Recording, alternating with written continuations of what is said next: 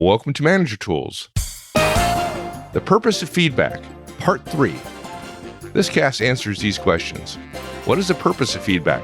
Why should I give more feedback? Why is negative feedback so flippin' hard? Well, if you want answers to these questions and more, keep listening. Here we go. On March 13th, Mark Horstman, co-founder of Manager Tools, will speak to our Executive Tools group about how the world has changed for executives. If you'd like an invite, become an Executive Tools licensee. Visit us online today at manager-tools.com/executive. Okay, now we get to always my favorite thing when we start talking about behavior, because when you consulted for me some, I don't know, long time, 30 years ago, something, this was the one thing that I walked away and said, oh my God, this is total gold. Yeah. I never looked at people the same way. Neither ever did again. I mean, we've said this before, maybe in this cast, in the last episode of this cast, but I didn't know it either.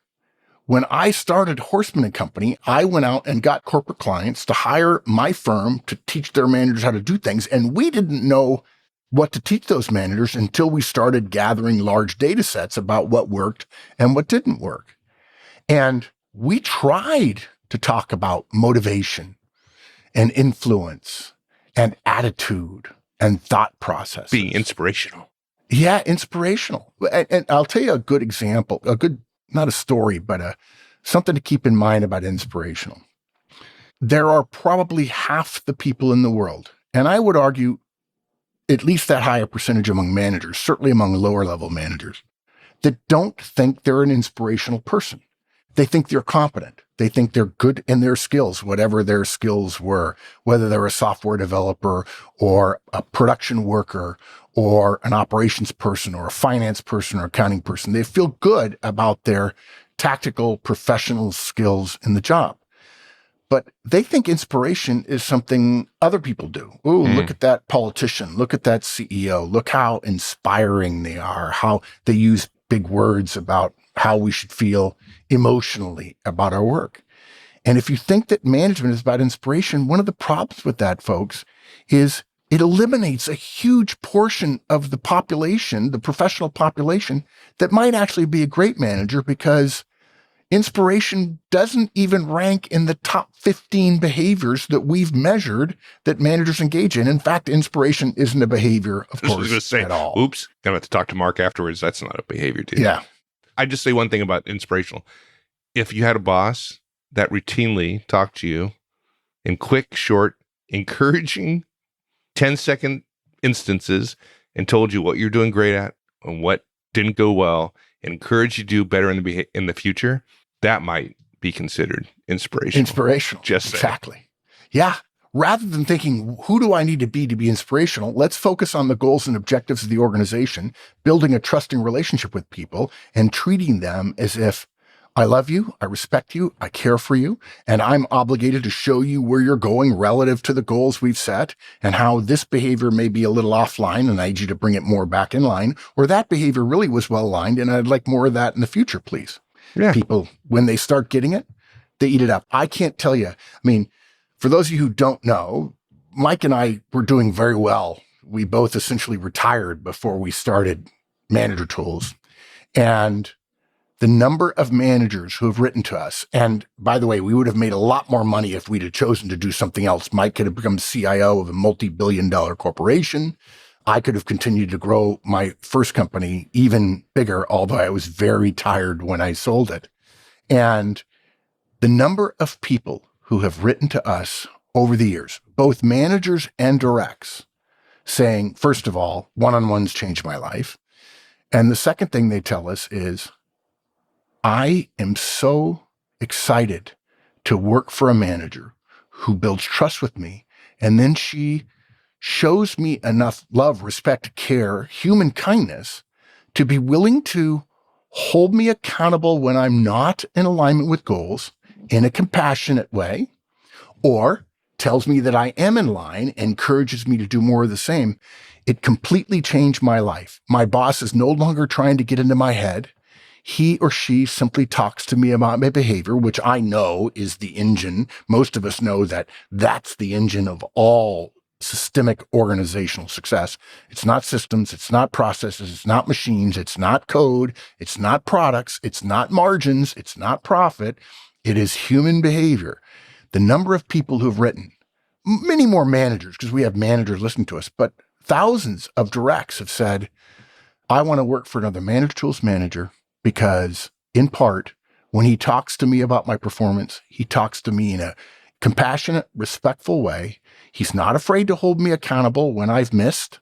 He asks me to do better. And he also points out frequently that I did the right thing. I engaged in the most effective behavior. Right. So let's talk about behavior. We've talked a lot about behavior.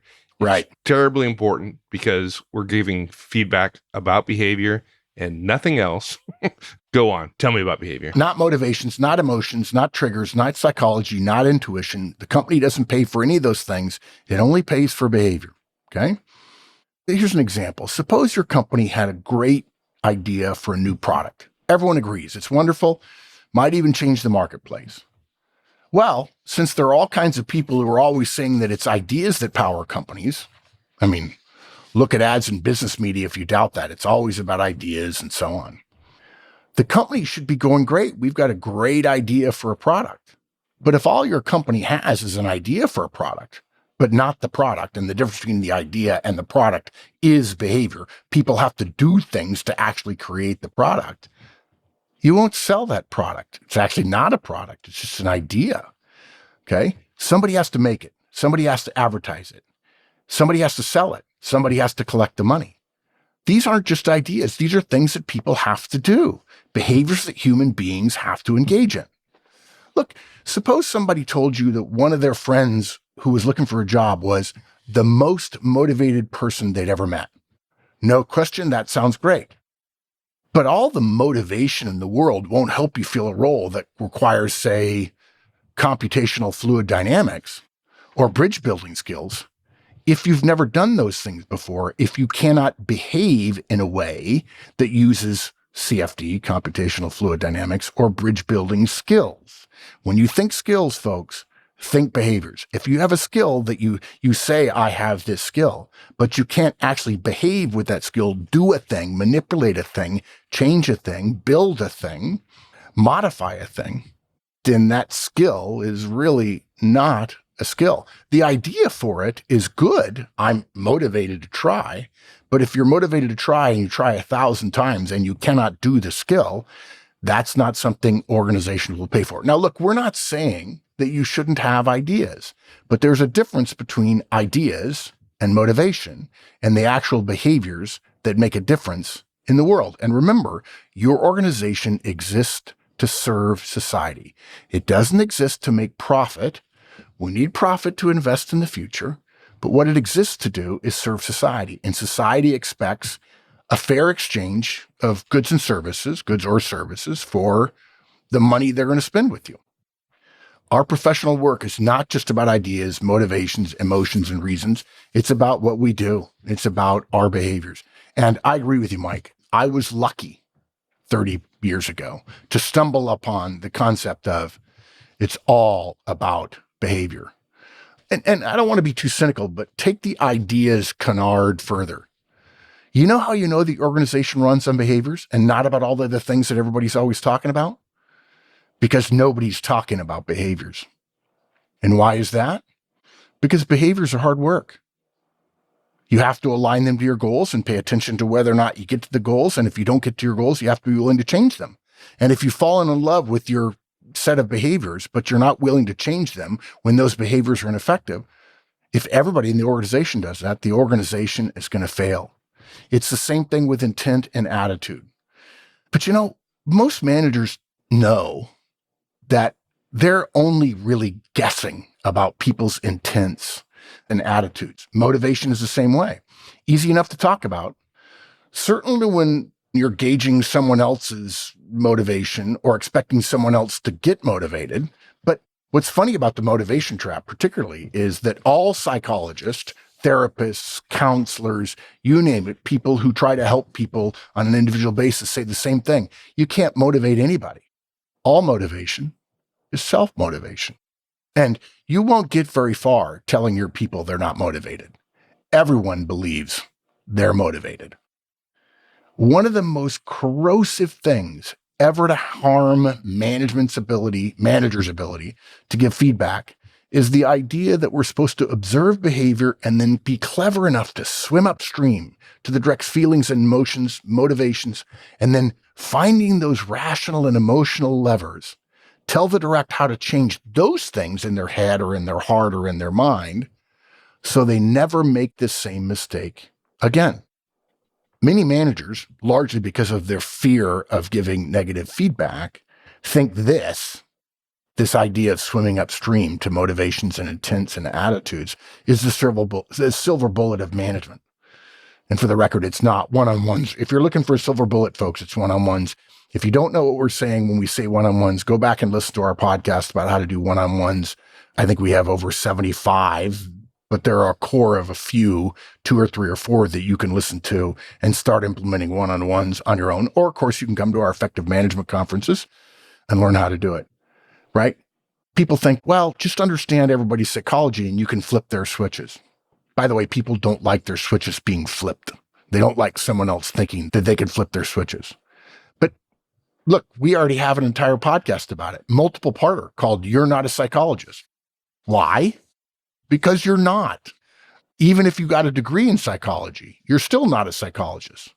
And even if you were, it wouldn't do you much good as a manager. Nothing against those of you who have that degree, and I encourage you to apply that degree, but apply it around behavior and not about intents or attitudes or motivation or, as Mike talked about, inspiration. Tell you something else. Behaviors are observable.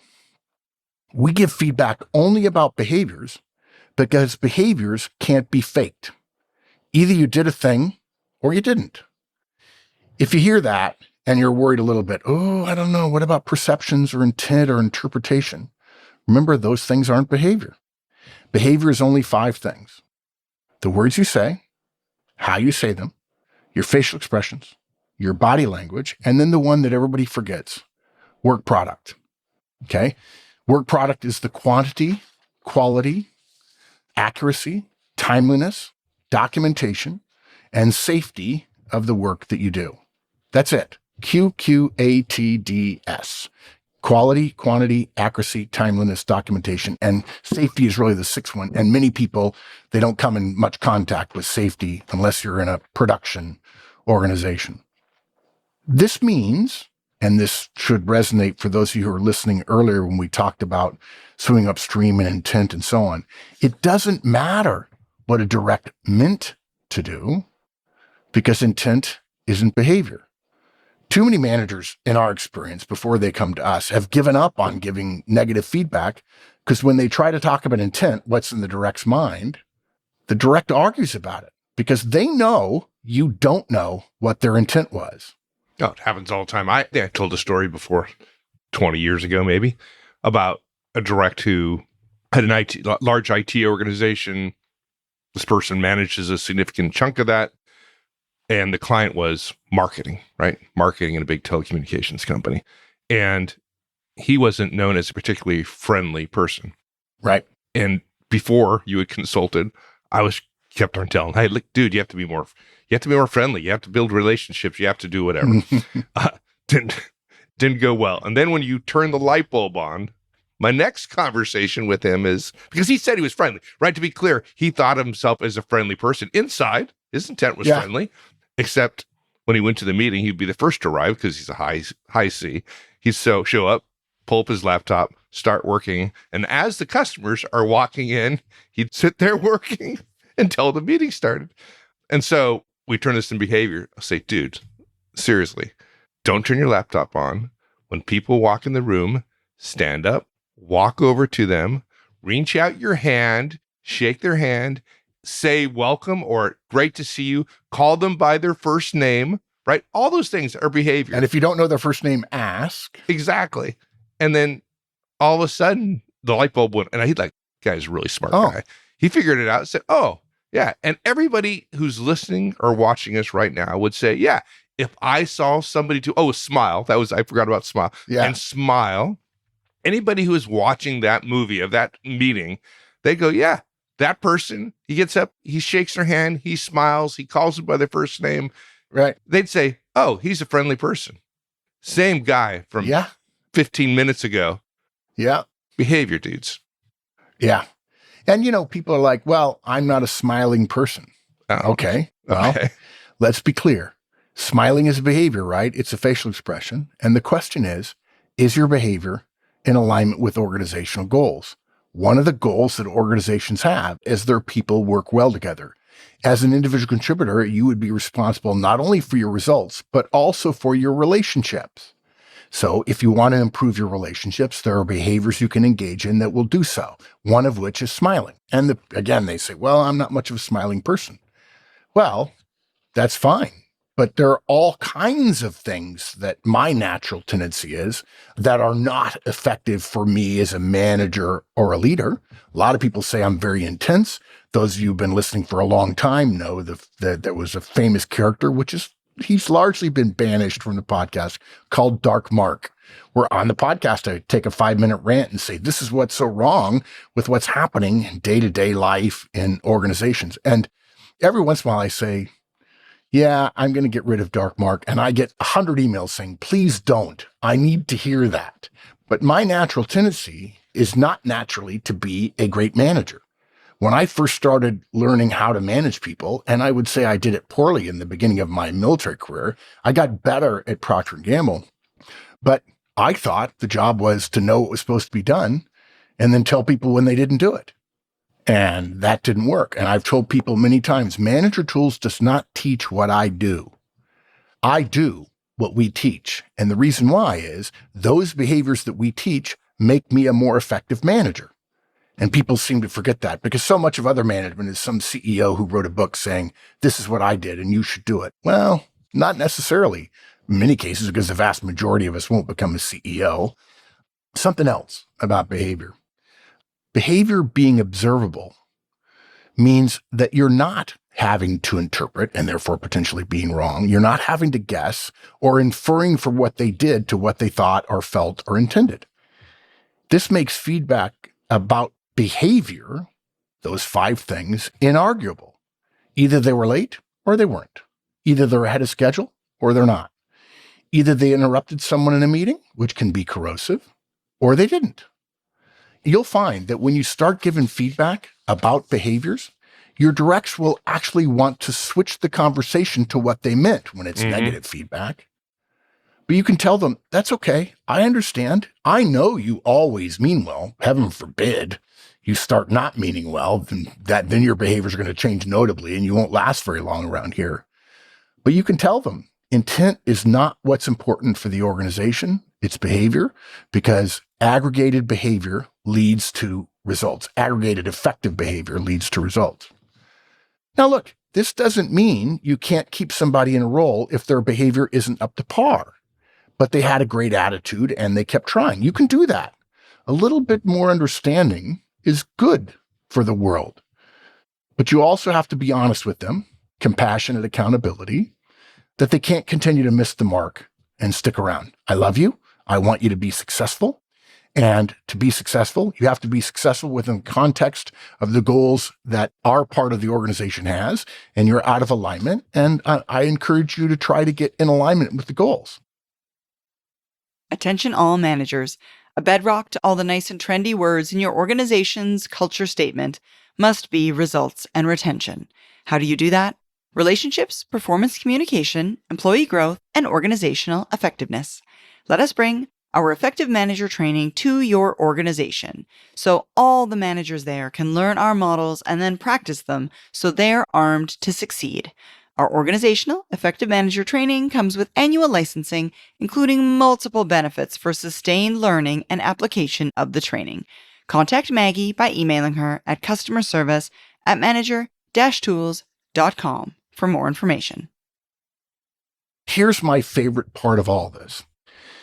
And I have been talking about this for years, and I get emails about it all the time. My favorite part about behavior is that it's available to everyone.